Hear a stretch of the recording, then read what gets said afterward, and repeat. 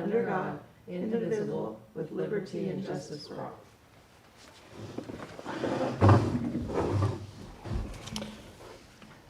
Roll call, both directors are here. Agenda, any changes? No changes. Okay, so I say we approve the agenda. And I'll second that. On public comments, do we have any public with us? Yes, we have a few people on Zoom. I'll just go in order. Lester, if you have a public comment, please unmute yourself.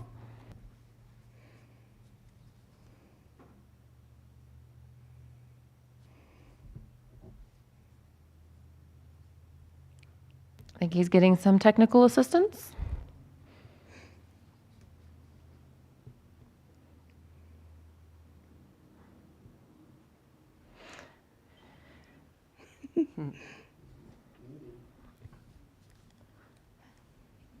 There you go. You're unmuted.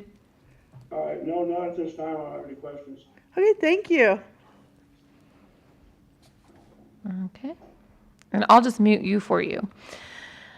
And Meredith?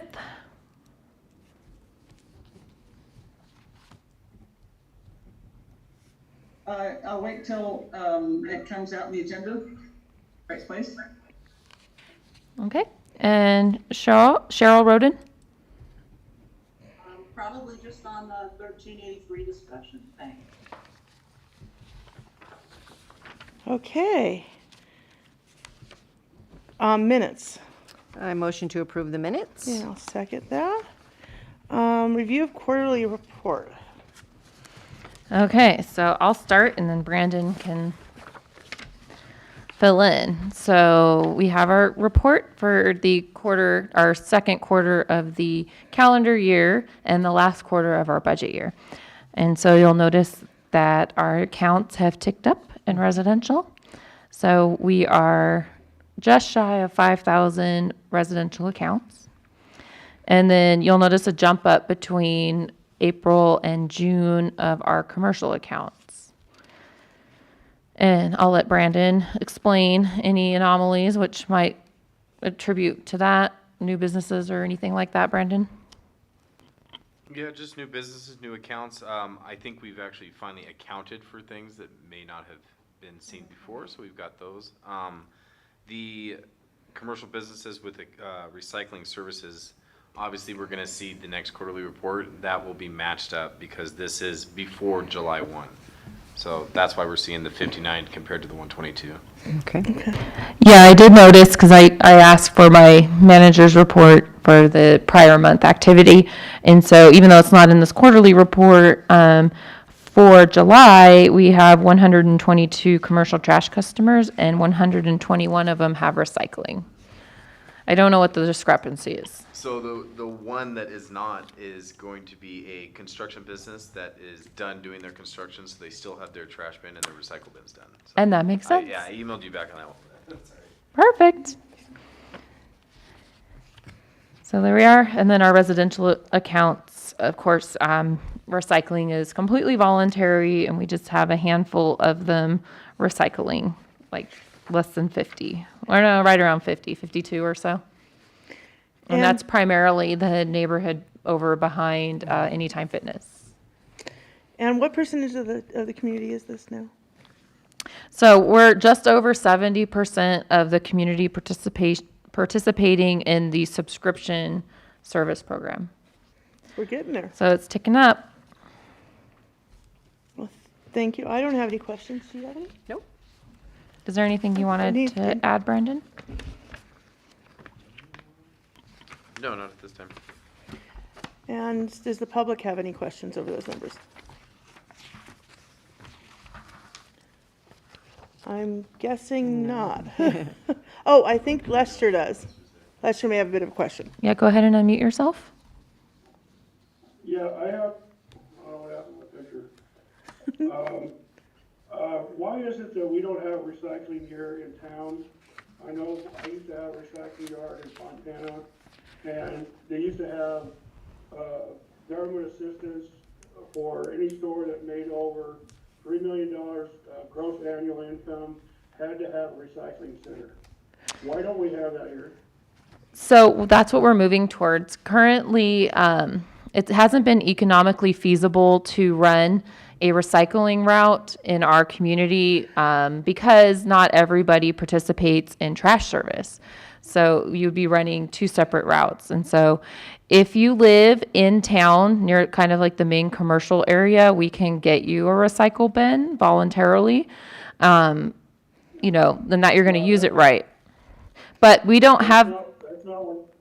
That's not what I'm asking. I think he's actually asking about recycling places where we can take our aluminum cans and plastic Oh, yeah. No, I can explain that. Yeah. I'm sorry. I thought you meant a home barrel for recycling. No. Yeah. I clear down to $3.95 to get rid of my recyclables. Yeah. No, I feel you on that. So what happened is basically the commodities market for recyclables collapsed. And so that caused the company that used to have a container outside of Stater Brothers to go out of business. And no other company has wanted to start up that type of business here. And so in the absence of having that means any business in town that sells anything CRV is required to buy it back from you. And so if you take them to Stater Brothers, I think it's $50 a day that they'll process for you and give you cash back for CRV. I'm working with the county on looking at putting in a CRV vending machine type thing where you put in all of the cans and bottles, and then I don't know how it pays you out, which we're still in the investigation process for that, but we're looking at maybe doing a partnership and getting a grant to bring in one of those and either putting it at the CR&R or at a district location that has cameras and, you know, electricity that's needed for it. So, yeah, it's a private thing. Why is it we're just now hearing about Stater? I had no idea Stater Brothers would take the recycling. Yeah, so Stater Brothers was trying to figure out during the time period before all of this kind of happened, if they were just going to pay the penalty, because if you don't take the CRV back, there's a penalty that you can pay. That's my understanding of it. And because it's a private thing, you know, I don't think they're advertising it, although I did see this note on their door. So if you look at the door next time you go into Stater Brothers, it has information on It's it. just to the right of the door, down close to the ground. You can see it. It's about a 1 foot by half foot sign. That's a good place for it. Yeah. Yeah, You I barely mean, see it. it's a lot of work to take this stuff back and then do all the accounting for it. So, That's why the government used to subsidize these satellite places, because there's not that much revenue, but they at least got $3,000 a month. yeah, CalRecycle is the state agency responsible for that. And so I don't know the details of what happened with their program, but essentially CRV has not changed since I was born, which was 40 years and 3 days ago now. And but the cost of dealing with the recyclable material has, as you know, gone up, including wages and everything for people collecting it. And so I do know that they were proposing at one time to look at the CRV and possibly increasing it, which would help bring back that market because it's all market-based. Right. All right, well, thank you. I didn't mean to. Oh, that's no. okay. That is a very good question. It needs to be fielded. Thank you. Yeah, any other questions, just call the office and they'll direct you to me and I'm happy to help. I appreciate it. Okay, I don't think anybody else has any more questions. I see anybody moving towards it. Okay, then we'll move on to program events. So this weekend at the Yay. CR&R yard, we have our free tire day. So you can bring up to 9 tires at a time. It's per resident and you need to show proof of residency and it's free. So if you have any tires laying around, bring them there. I'm always astonished at how many we collect that we seem to grow tires out here. So take them there. And that's going to be from 8 a.m. to 12 p.m. at the CR&R yard, which is off of Buckwheat just before you reach the transfer station. That'll be good. Hopefully people come and bring them in. They always do. We have really great turnout for that. And then coming up in September, we have our oil filter exchange event that the county puts on. So you can bring your used oil filter and they'll recycle it for you and they'll exchange it. They'll give you a $15 oil filter voucher.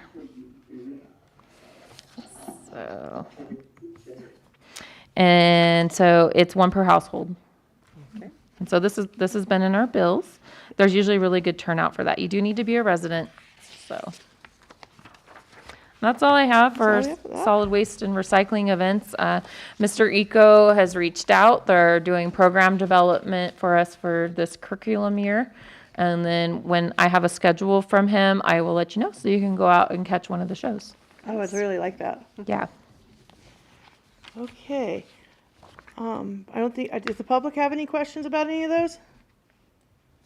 I'm thinking not. It's all on 6. Okay, we'll move on to 6. I think most everybody wants this next one. SB 1383, this one that's become quite the pile to overcome. So not much has changed since we met last, other than we did adopt our procurement policy and implementation is going on for that. So our purchasing processes have been modified to where we're purchasing recycled paper products wherever we can, provided that it's not cost prohibitive. So that's about it. We, as you're aware, we were exempted from having to purchase huge quantities of mulch and other types of stuff. Thank goodness we would have had to cover our entire district in mulch. And that's going to save us a substantial amount of money. So that's good news for us. And of course, there's nowhere really in town to buy natural gas made as a result of a digester or anything like that. So we would have really been kind of dialed into buying a lot of mulch. Okay. Or compost, actually, too. And we're continuing forward with trying to figure out the de minimis solution. Yeah, like I said, we knew that we would have modifications to the ordinance. We were under a huge time crunch to get it adopted to show that we were moving forward with implementing SB 1383 and that there were enforcement mechanisms built in. And so as we continue to operate and develop our internal policies on how this is going to happen, we're going to find things that need to be updated or revised or added to the ordinance. And that includes some de minimis provisions as well as a process that's identified on how to go about getting a de minimis. So for those who are tuning in who don't know what that is, that's you don't have organic waste. You mean mulch, you Yeah. make your own compost. So and same thing with trash service. So somebody who maybe lives up here 1 week a year, they don't have any trash. So, or they don't really live here. And timeline, we're still staying with the current timeline? Yeah, time being? this is what we're operating off of for now. The question looms as to what can go in the green bin, and we're not going to know that until we know where the final destination is. So for cost purposes, we're really hoping that Circle Green can get their permitting done and we have a local composting facility because that's going to keep the cost of service down. And we're hopeful that we'll be able to have a combined food waste and green waste bin without having to have a bag situation. That would be nice. And then also talking with Circle Green about they have a pilot project going on with one of the universities with the digester. It's very low scale, but we have such a small quantity of green waste that potentially that's an outlet for the green waste, but they can't necessarily take the food waste. And so it's so complicated. We can't really begin outreach on source separation until we know, A, when it's going to really begin, because we're not prepared to roll it out yet, and B, when we do, what can go in the bin. So we don't want to prematurely educate on that. It's out there. I'm always happy to answer customer questions about it. This is a moving target for us. I'm working on aligning our schedule with the counties, which means that really nothing would begin until 2024. Okay, and also I wanted to add unreachable homes to the things that we need to find a solution to as well. Because some of these roads, you just cannot get these big trucks down. Yeah, I believe that's already in the ordinance. There's just properties, and I just sent Brandon out on one. They really want to have service, but there's no way. A truck can get Yeah, there. unless we have like a drone service I don't know about going and collecting these things where that could happen. Amazon. Yeah. Getting a trash truck down some of these roads is just not going to be feasible. So there's definitely an exception for that. And, Cal Recycle is looking for 90% plus participation. They do have that floor. Knowing that there's going to be de minimis, there's going to be inaccessible properties. So just moving forward with it. And as far as the rates, that developing the cost of service could get pushed out depending on when collection that moves. So if we do move to January 1, 2024 for residential, obviously we can't develop cost of service rates that far away because we don't know what the market conditions are going to be. We don't know what the tipping fees are going to be. We don't know where our waste is going to go. So we don't know what our disposal costs are. So it's just way too hard to come up with a rate at this time. And, they could, but it's not going to be pretty. So if the state said you must implement service today, which they want us to, they're not going to do enforcement until January 1, 2024. And so we're moving forward with everything. August is a tough month to get in touch with people because 40% of the nation goes on vacation apparently. And just want to start meeting with the county and making sure that our messaging is correct. And so Brandon and I are going to schedule a meeting with Athens. They operate the transfer station just to make sure that the disposal use permit requirements are being followed, which thank you to Cheryl for providing. Yes. Yeah. I was going to add that here in a second.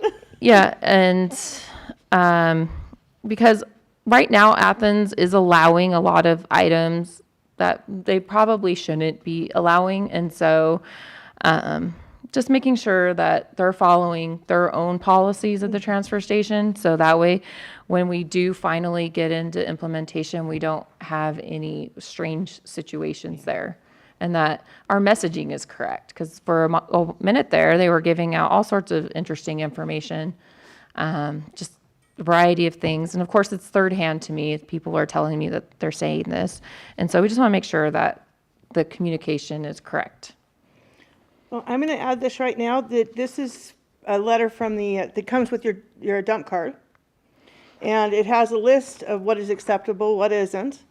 They accept flammable vegetation, and the list of what those are. Most of us probably figure out what those are. Non-acceptable materials are things like rocks and yard clearing debris, like dirt, tires, manure, things like that. And the hazardous waste stuff and what they don't want coming in there, and what recyclable items they accept at the site, and what they consider legal dumping. And that one will continue to be an issue, I have a feeling, for a long time. Yeah. Yeah, so like right now, manure is something that's you're not supposed to use your dump card for disposing of manure. So the dump card or disposal use permit, either way, they're the same thing. It's designed to get rid of your household trash on a weekly basis in order to comply with health code. It's not supposed to be for general yard cleanup. That's outside of the scope of the dump card, and the fees that you pay, they're very low, and they're low because it's not supposed to be taking land clearings or manure or things that aren't, sorry, there's a fly here. I'm not crazy. And so just starting to enforce that, because these are things that we're not going to want in our barrels either. We're not going to want large quantities of manure. We're not going to want tires. We're not going to want, auto parts. We're not going to want batteries. We Rather want not. trash that we can actually dispose of, and anything else is either HHW. It's something that your landscaper yourself should be taking to the transfer station if it is not supposed to go in the green bin. And Can we include this in the minutes for next month? Unless Yeah. you get an official copy from the well, county? yeah, I'll post it on the website. Oh, that would be I'm waiting awesome. for a clean copy that doesn't have information Yes. related to the provider on I'm it very to thankful post. that it was provided to us. Because when I photocopied it out, it looks fine.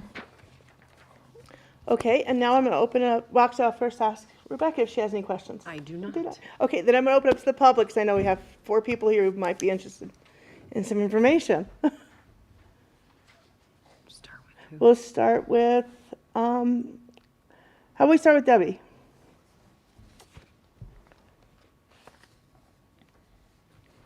Hi, okay, so I missed the beginning because it's really hard to get into your, you should have the Zoom link on your event page, not where you have to like dig for it. And then the Zoom link that was for August 14th didn't work for me, and I had to have somebody else mail it to me. So, anyway, I missed the first part of this, but it's really important to me that there are exemptions, and you were talking about de minimis for people who don't live here, but some of us, I mean, I personally don't have a lot of trash because I'm really environmental. And also I know somebody who lives in this community who absolutely never, ever, ever cooks at home. So he has no food waste. He doesn't want to have to be forced to pay for trash. So I think it's really important that you have an exemption that anyone can meet the requirement for who don't want to pay for trash pickup. There's a lot of people in this community who are living on fixed incomes. And I've been going to the dump since I moved here, well, since I owned this house, which has been 17 years. And I have always separated my trash. I take the recycles to the recycle at the dump. I take my green stuff to the green area at the dump, although I don't have very much of that because I have paid someone to do that for me. And I also do home composting.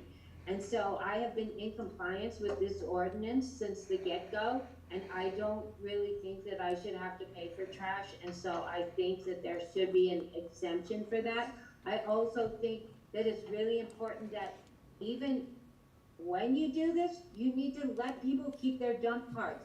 People need those dump cards. We live in a very high fire district. People can do land clearing every summer or brush clearing every summer. I mean, I paid somebody to trim my trees and to take a big load to the dump, but I also had 2 separate truckloads of just local, small branches and stuff like that I trimmed off of dead bushes around here that I took to the dump myself. I think it's very important that you keep the dump card for everybody, and I think people should have the option to not pay for trash service, especially if they are already in compliance with the rules. That's it for now, although I did hear rumor that part of the reason you're doing this is because you want to pay for a $28 million park. Is that correct? No, no, the state passed a law, SB 1383, that requires us to have curbside, which I say in quote, yeah. I definitely know that.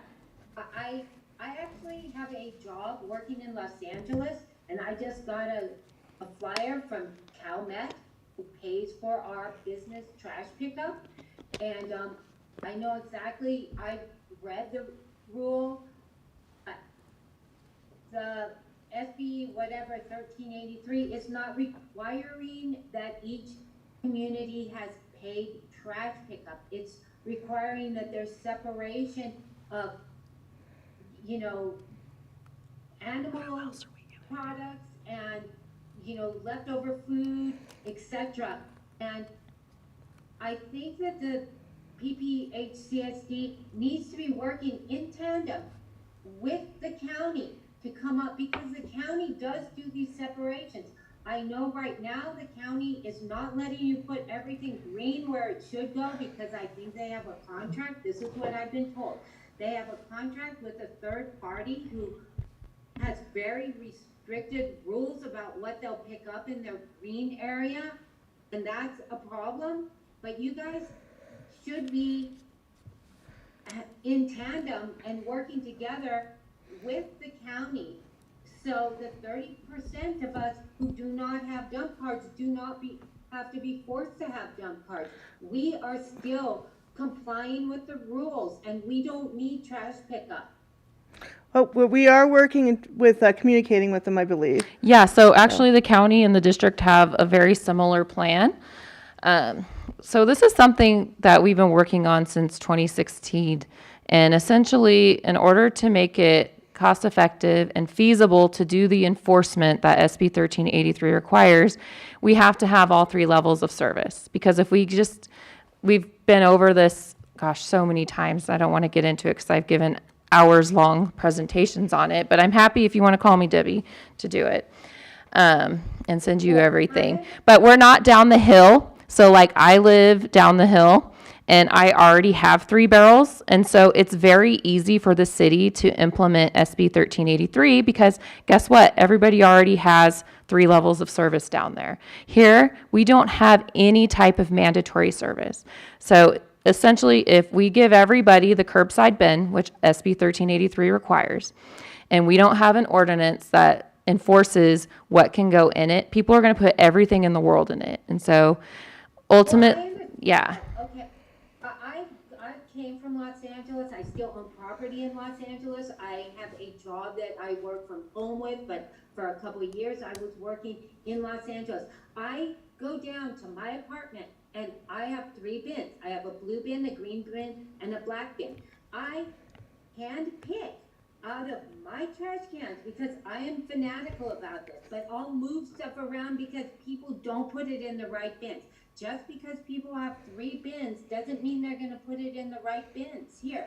But my concern is, you keep saying you can't afford to do this without forcing everyone to pay for trash service, and you're comparing us to down the hill. This is rural. I already am super irritated when one trash truck goes up my road.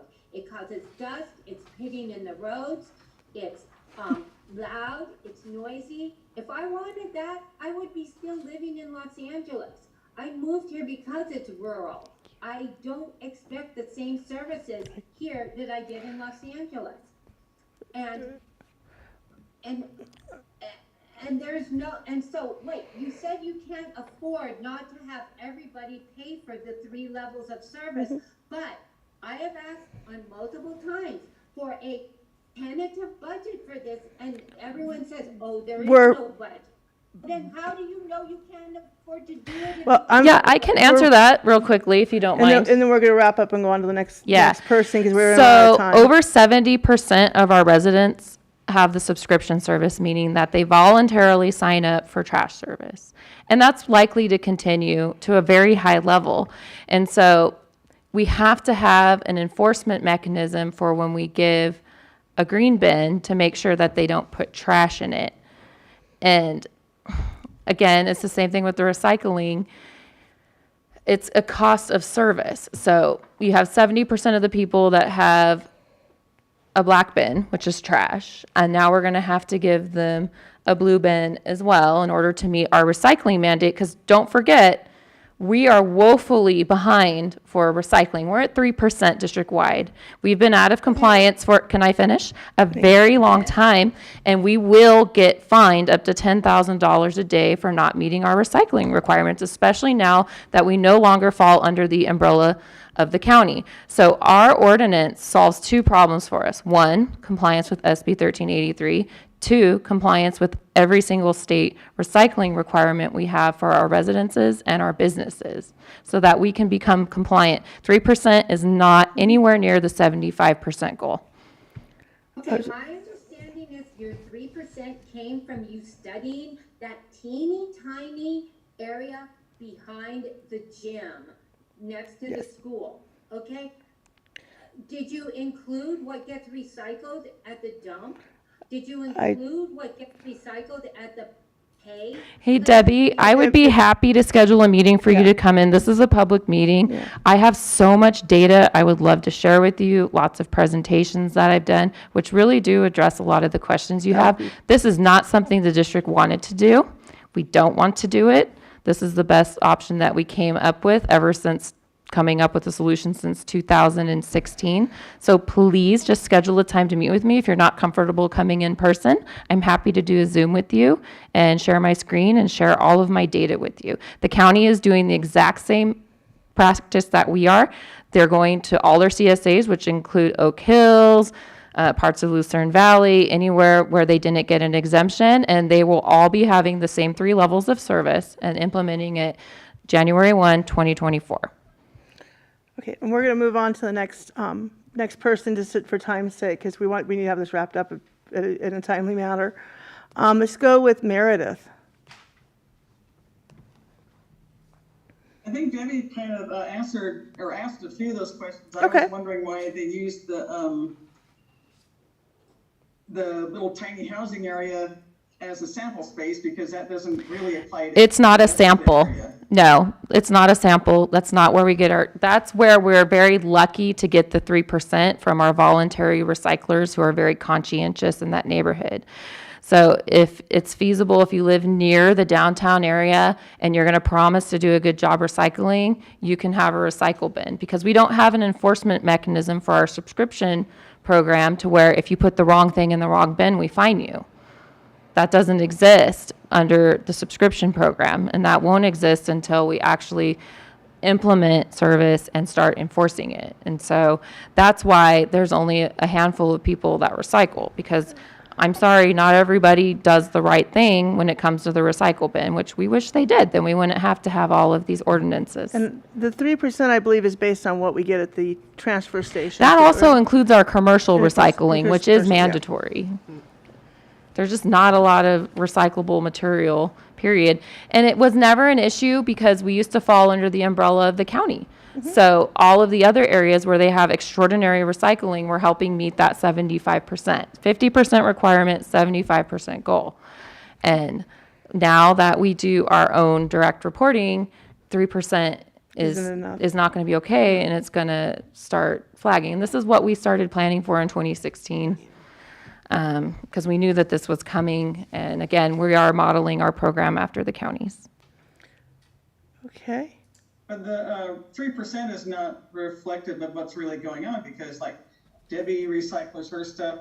She takes her own Actually- stuff. Yeah, and that's part of the ordinance. Takes her stuff to a shop. Yeah, that's correct. So right now, we're not tracking all of that because we can't. We didn't have the way to do that. We did just adopt the ordinance, and once we implement residential service, if Debbie's one of the people who applies for a de minimis permit, or she decides she wants to help self-haul recyclables, then she'll be required to provide me with the receipts, and that gets to go into my total. And that's the same thing with our commercial businesses. We don't have any permitted self-haulers for recyclables at this time, but when we did, they would annually come in and bring me the receipts, and that would go into my data.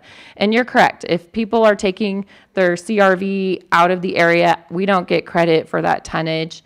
And same thing right now, you know, until this year, it was all county, so it really didn't matter. Now that we're having to count all of our pennies, so to speak, we're going to be tracking it very, very carefully, including everything that Stater Brothers is doing, because right now they're composting down at their own facility in San Bernardino, and we want to get the credit for that. And so it's the whole tracking and reporting nightmare, that's the best way I can describe it, that SB 1383 has unleashed. And also just the reporting, losing that protection of the county for recycling, we have to become compliant. It's $10,000 a day per violation. So, and we can't afford that.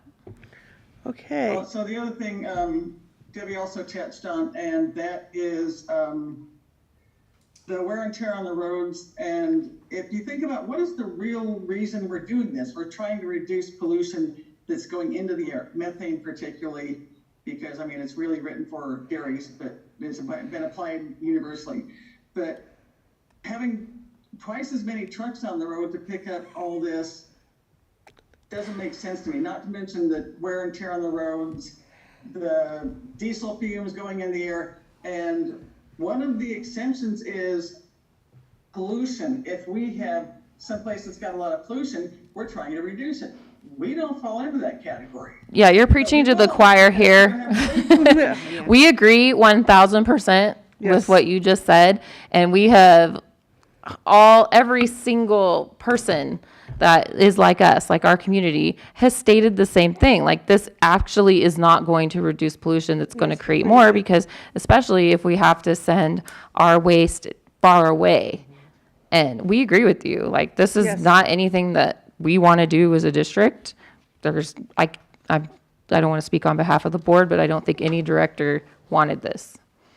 Well, What about as far as wear and tear on the road? Because like Debbie's on a dirt road, it's not county maintained. She'd have to find somebody with a tractor and pay them to do it. But there's going to be a lot of, we had so little road maintenance from the county here. Are they going to offer more road maintenance? Yeah, the road system management, that could be like a 5-hour discussion with you. I had them come out and do a presentation once, but there is a county road management system, which you can look up on the website to see if you live on a maintained road or not.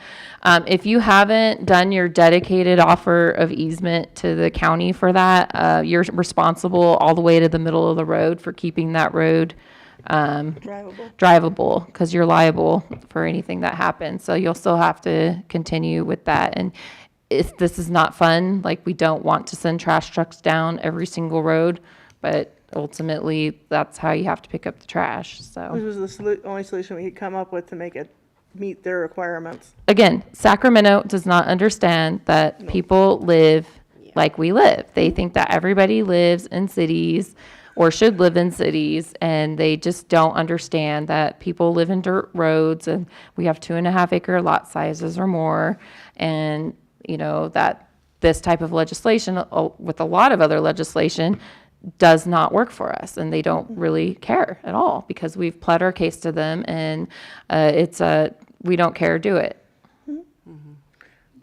Okay, I'm going to move on to the. Go ahead. That's it for me. Okay, then I'm going to move on to Lester.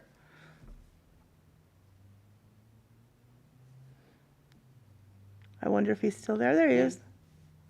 Okay. Yeah, all I see is this is gonna be a big mess. This isn't gonna cure anything, not gonna fix anything. You guys got a hornet's nest on your hands. Because I can't see how this is gonna work. I really don't. Yeah, it's not working in areas where they've already implemented it, I can tell you that. Nobody's doing it, because how are you going to get people without huge fines, which I'm anxious to see what happens in 2024 when CalRecycle starts doing its investigations and starts issuing fines to jurisdictions, to see what happens and what the uproar is from community members. Because, telling people that you have to take all the food waste in your house, and in a lot of places it's putting it in a bag on the top of your green waste bin, I don't know how they're going to do it.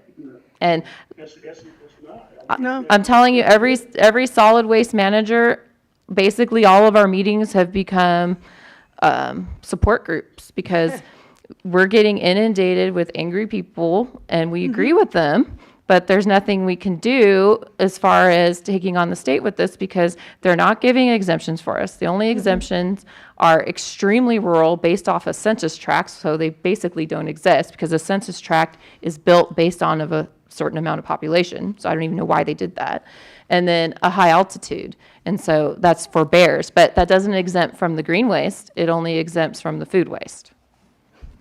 Well, a couple of years ago, we had a really bad winter. We had tons of broken branches.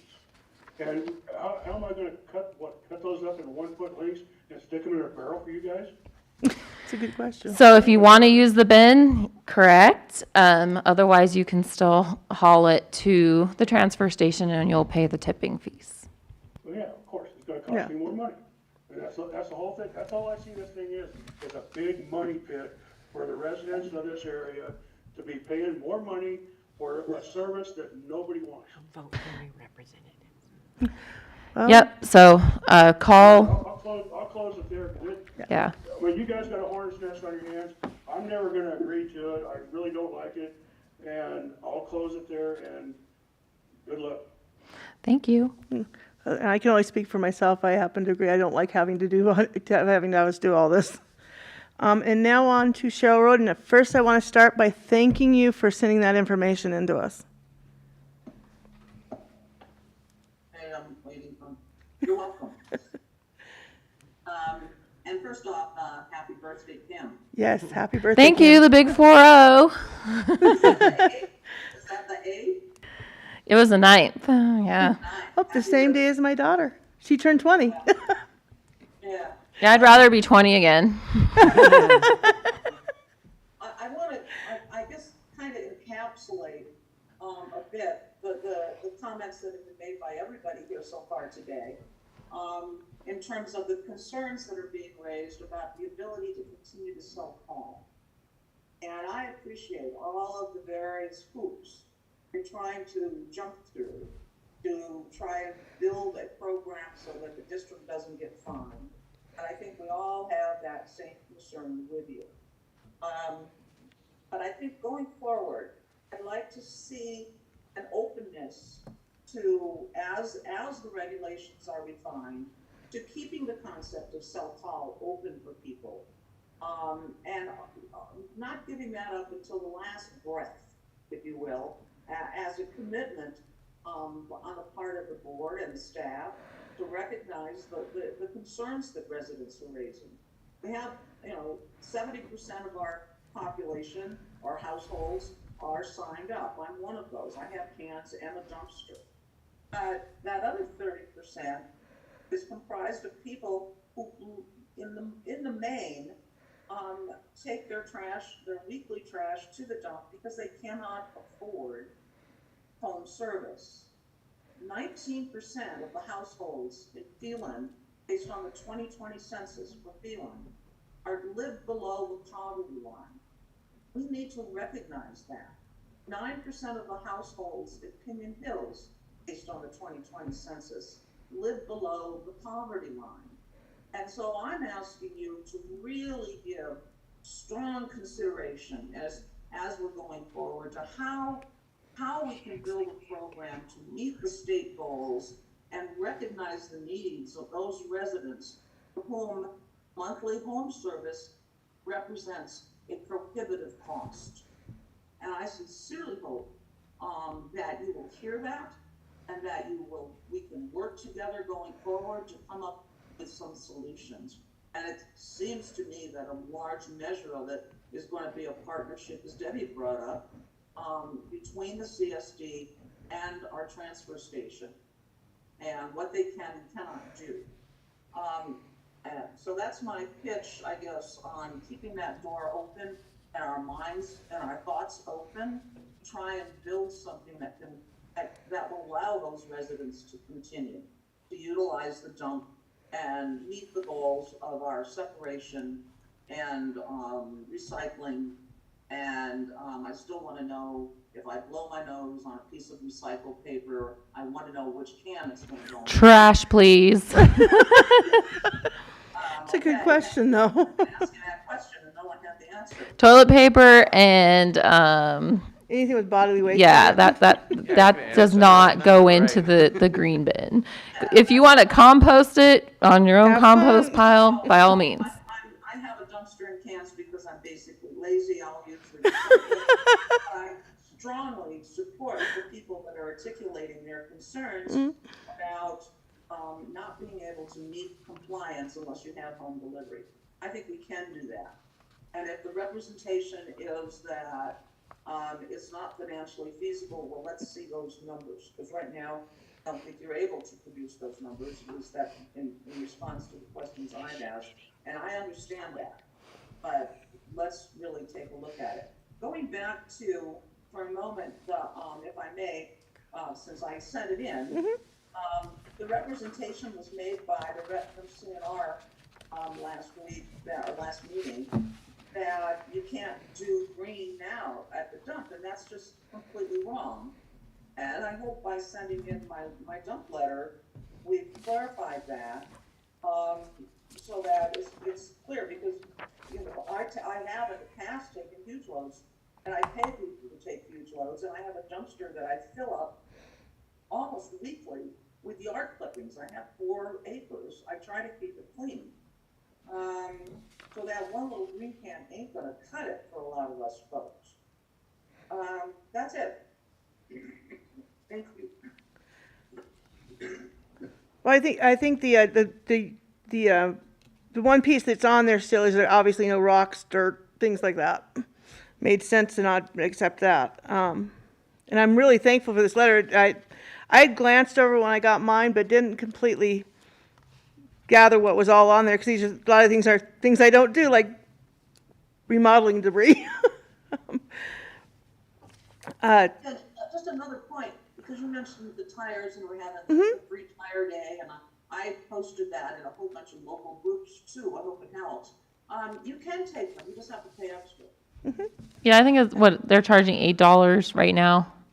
Yeah. Yeah, and I think And you can take longer than 4 feet, you just pay extra. Yeah, and I think the miscommunication part there was we were having an issue with somebody saying they weren't allowed to just take and dump their tires under their dump card, or take what we consider to be C&D material, or construction and demolition, so anything over 4 feet, or yard debris, things like that. Right now, they're not accepting those. So I think that's what we were kind of trying to convey.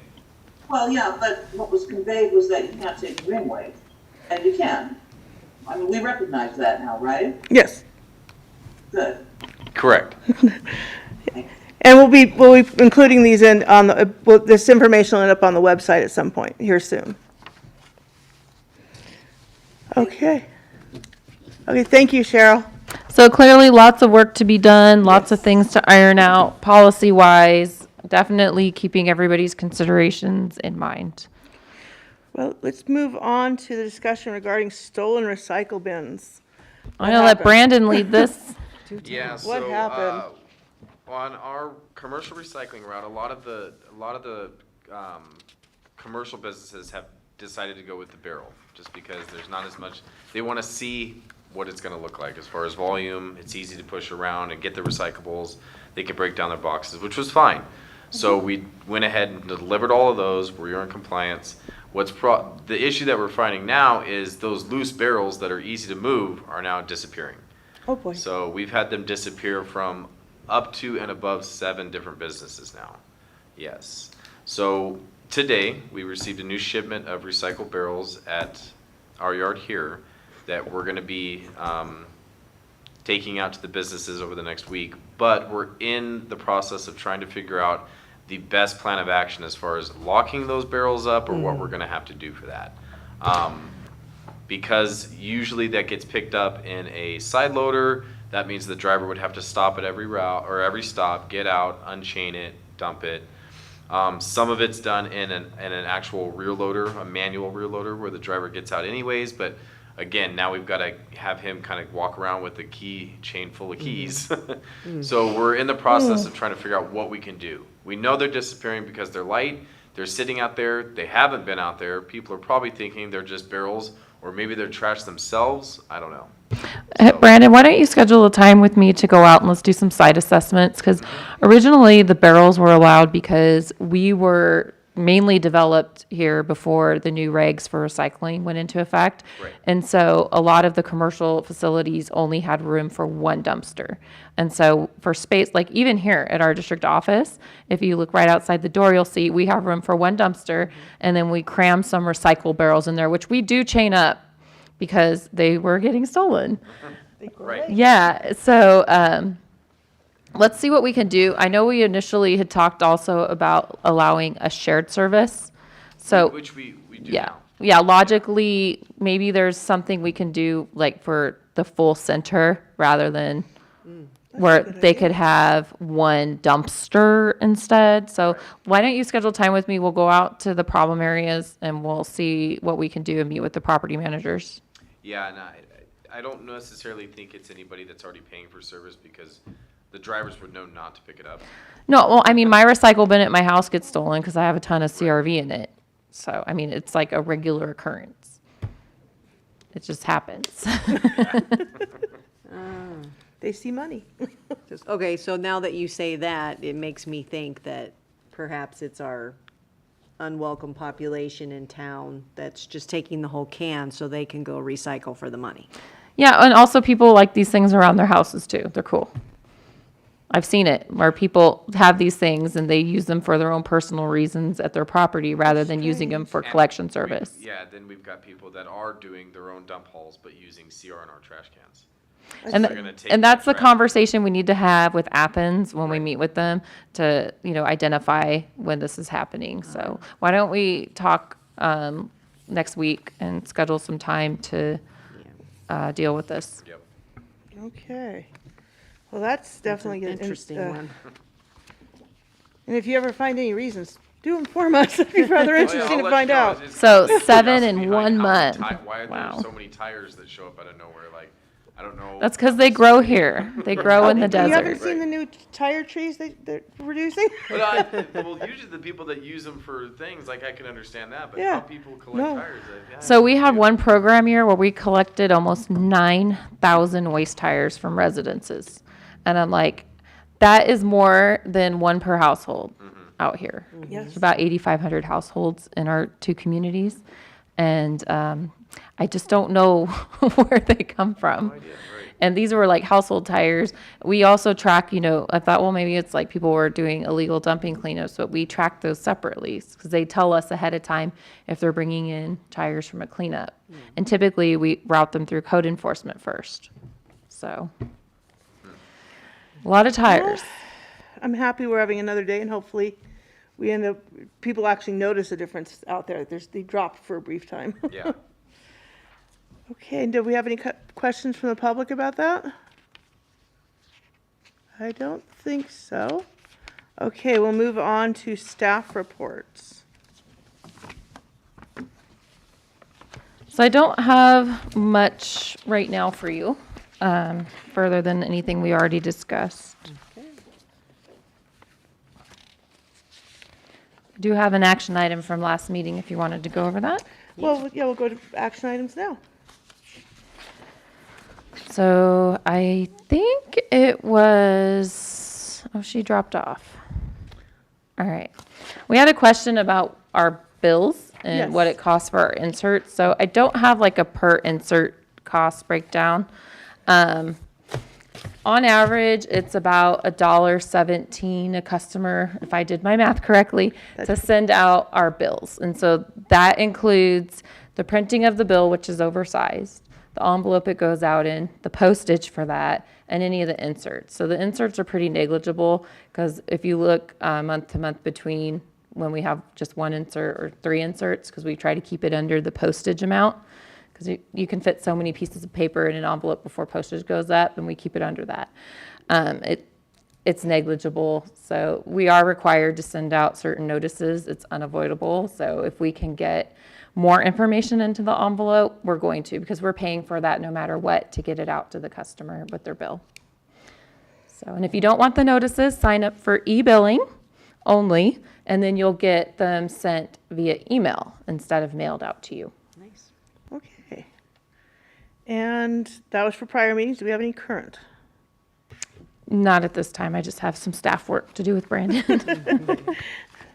Okay, and I don't have anything extra to add to you? Nope. Okay, then let's set agenda for next month. I'm thinking it's looking pretty much the same? Okay, Yes, it is. Unless there's anything you want to add, we'll keep stolen recycle bins on there just so you can yeah. get the exciting resolution to that Yeah. problem. Yeah, that would be good. Okay, awesome, thank you. We'll be adjourned at, I'll let you set the time. 5:24. There we go.